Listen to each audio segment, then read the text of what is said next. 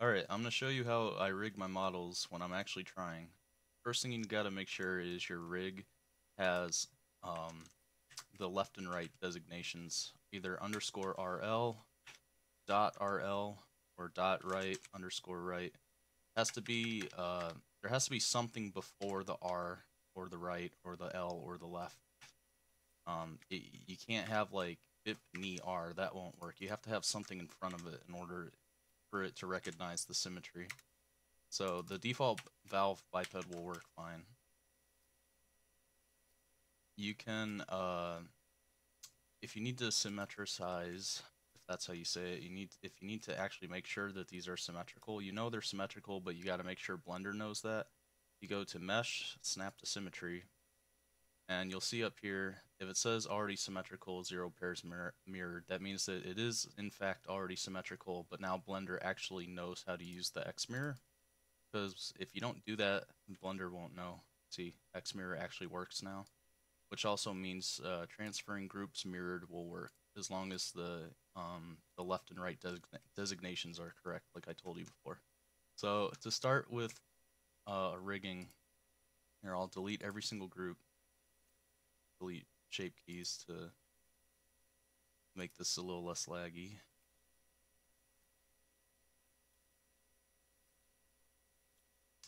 Alright, I'll start with having everything bound to the pelvis bone. Assign it with a weight of 1. In weight tools, go to auto normalize, make sure this is on. This won't work with gradients, but it will work with weight painting, and you should always have this on when you're rigging. So you can see now everything is bound to the pelvis bone. Moving the pelvis moves the entire model. There's no rigging besides that. So what I'll do is I will start with the toe bone, and basically, to make sure I don't get the other side, I'm gonna, select this. In weight paint mode, I'm going to enable this button here. You can also do the face one, that's fine too. I'm going to enable the vertice one. So any weight gradient I apply is only going to affect these selected vertices. Now I'm going to make sure I'm at 1.0 for draw, and I'm going to hit weight gradient. And now I'm going to start where I want my max intensity to be and pull to where I want it to ease off. So this is just the toe bone, so I'm going to start about right here. I'm going to pull to about right here. And you'll see it starts to shrink. That's because it's not normalized, right?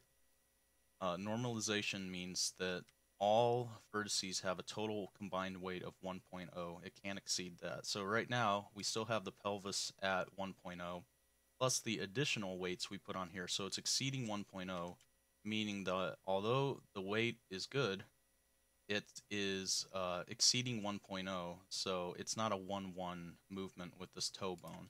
So to fix that, we're going to do normalize all, and we're going to make sure this is set to deform pose bones all down here, and we're going to do lock active, which means the active group, which the currently selected group, which means the toe bone is going to have basically its weight values locked.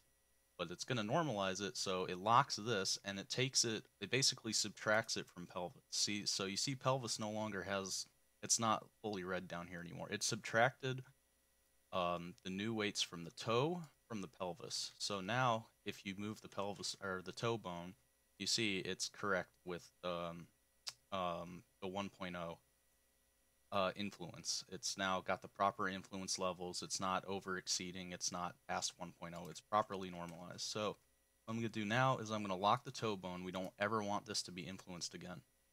This is the finalized toe weights that we want to always be there no matter what happens to the rest of the rig. So we lock it with this icon over here.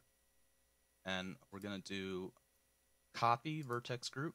Before we rename it, we're going to do mirror vertex group. And it failed, I think, because these are not, remember what I said about having to symmetrize, whatever, however the fuck you say it, I don't care. You're gonna go to mesh, snap to symmetry.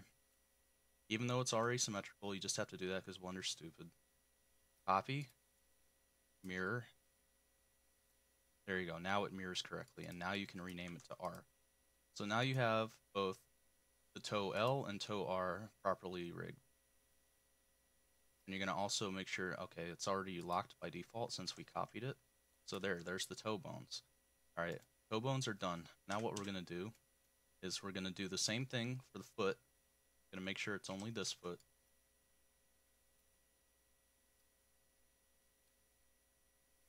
Easiest way of doing this, let's see. There, UVs, that works. All right, so again, we're going to turn on the vertice thing. So it only influences this foot. It's not going to be tagged with the other one. All right, go back to ortho, and we're going to do weight gradient again. Same concept as before. We're going to find where we want the max influence to be and slowly move towards where it starts to bend. So about like, say right there. That looks good. Now we're going to hit normalize all, and since toe is locked, toe is going to stay where it is, but pelvis is unlocked. So you see that it takes it away from pelvis once again. But we have a bit of an issue here. Since toe was locked and we did normalize all on the foot, it didn't know how to subtract from the toe, because when you do normalize all, by default you have lock active. So both the toe and the foot was locked. So the pelvis was subtracted, but the toe wasn't. So we have an over-normalized situation again here. So the toe has, it's exceeding 1.0 again. So what we do is basically we do normalize all a second time, and we just uncheck lock active. See now the foot is once again completely normalized 1.0. So the toe was locked, so the toe stays how it was, and now the foot, we'll try, see? Now, obviously this is just an example. I would not want like this much bending on the ankle bracelet right here. I would probably want to adjust that. So what I'm gonna do is I'm gonna pull the weight down to 0. And I'm do another weight gradient. Start like right here, pull a little bit more, right there, and again we're gonna hit normalize all, and again we're gonna do lock active. So it's a little bit better, but again, this is something you would want to fine tune. Probably wouldn't want as much over here, so we'll do the circular weight gradient. Pull this up a little bit, normalize all. So this is something that you'll need to, especially a model like this where the feet are kind of wonky. But that's generally the gist of it. So we'll just pretend that that's good. I know that's not actually very good, but we'll pretend that is. And I'm gonna lock the foot. Gonna do copy, and we're gonna do mirror. Rename it to R. So now both feet and the toes are rigged, and they're subtracted from the pelvis. Oh, actually, we need to normalize all, unlock active. You see a little bit of blue here. Let me see. That's just very tiny weights that shouldn't be there. You can use clean to get rid of those. Yeah, that's good. So everything is as it should be, right? Okay. So now you have both feet rigged, both toes rigged, and now I'm gonna move to the leg. Let's see. Once again, we're only gonna influence this leg, the left leg. And same thing as before. Gonna make a gradient, pull it to about where, make sure this is on, pull it to about where the bend is gonna be. You might have to redo it a few times.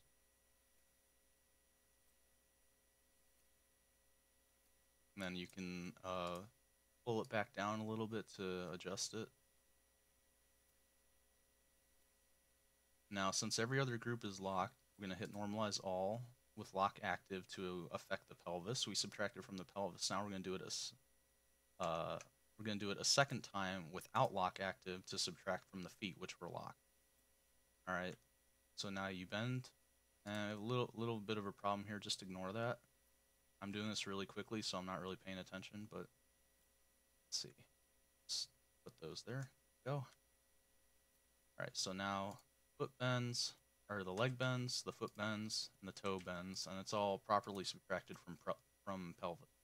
Again, you would mirror it like before, and this is basically the gist of how you rig with gradients and how you get really smooth results. And this is pretty much how I usually rig when I'm actually trying, and this is what I would recommend. You can use stuff like Rigify if you really want. I just find it to be adding unnecessary steps to the process because I can already do this super fast and have a decent amount of control just by using weight gradients and locking groups and paying attention to the normalization. And the normalization is the most important thing. When you export from Blender into any game engine, weights have to be normalized.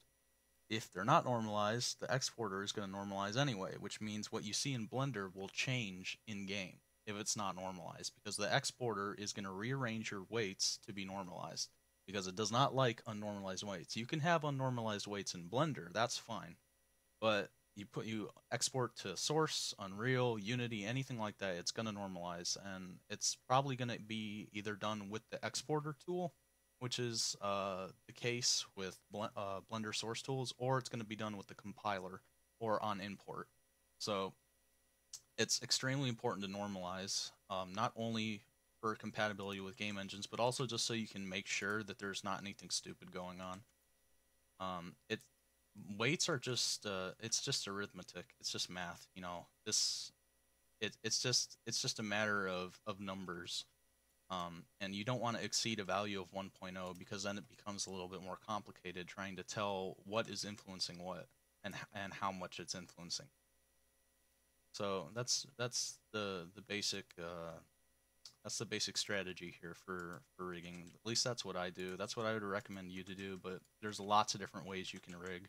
This is only one of them. This is probably the cheap way, the easy way. You can use stuff like Rigify if you really want. I just don't find it necessary. I've never found it necessary. I can rig just fine just by using weight gradients. And as long as auto normalize is on, you can always just weight paint too. And it will auto normalize, but it will also take into account what's locked. So like if I tried to paint on the foot, it wouldn't let me because the foot is locked. It doesn't want to let me influence that. But I can paint up here because this is taking away from the pelvis, which is unlocked, you see. You see, it took away from the pelvis as I was adding to the leg because the pelvis was unlocked and it auto normalizes on. So that's really important. So for cleanup, I would probably use manual weight painting just like this. If you have X mirror on, you have to be a little bit careful because sometimes you see it'll put it on the other side. Just pay attention to what is mirrorable and what's not. Let's see. Yeah, you see it mirrored correctly that time. It put it over here because I had X mirror on. Just be careful with X mirror. Okay. If like I was painting on the spine, you see if X mirror is on, since there's no L and R, X mirror is on and it is symmetrical, so it'll just paint on the other side of the same group, which is usually what you want for stuff like the spine, so that's good. But if it's something like an arm or a leg, it'll usually transfer to the other side. So if you paint like that on the left leg, it should do that on the right leg too. You see it just did it right there. And that's generally what you want. But if you use a weight gradient, it won't automatically do that. You have to copy the vertex group and mirror it and rename it. So if you've already done that and you need to go back and edit something, I would recommend just editing it on one side and then copying the vertex group over and then renormalizing. And That's usually the easiest way to do it instead of trying to mirror what you're doing to the other side. Just copy it over if you can. All right, I think that's about it. If you have any questions, just ask me.